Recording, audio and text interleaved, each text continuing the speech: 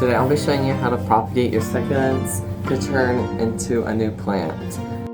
The first step for propagation is selecting a plant that you're going to propagate. So you want to look at, it could just be a normal healthy plant, or it could be a plant like this one that's kind of going downhill and you're going to try to do a last minute attempt to save it. So if you look down here, you want to just select a leaf off of it that looks pretty healthy compared to the rest. So I'm going to go for this one down here. And you don't want to just rip it off. You want to be careful and slowly kind of twist it off from the stem. So I'm just going to take this one really gently.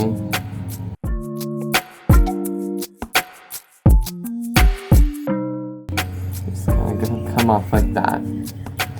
So now we have our piece off of it, and this leads us into our next step.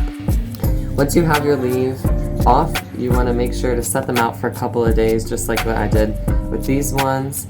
And now the ends are going to be nice and calloused and dried off, and this prevents root rot from happening when you put them in the soil and watering it. You don't want to do it directly after you take it off the plant, because if you watered something that fresh, like I just took off this, that could cause this to rot.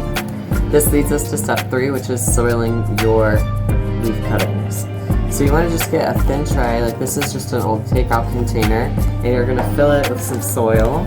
I'm using my cactus and succulent mix, and this soil is just really good because it's fast draining, and plants don't, like succulents, don't want to be in the water a lot, so that's why I use this specific mix. And then once you have your soil filled, you're just going to lay your leaves on top. Important to note that you're not actually burying them into the soil like you would plant a normal plant. You're kind of just resting the tips right on the surface of the soil. Our next step is step 4, and we're just going to water our cuttings that we've put into our tray. I just use this spray container. You can just, if you have like a good spray bottle, that works perfectly. They don't really need much water, but you're just going to kind of get the soil a little moist for them since they're first time drinking after being taken off from the plant. So that should be about good. You don't want it like soaking wet, just a little bit.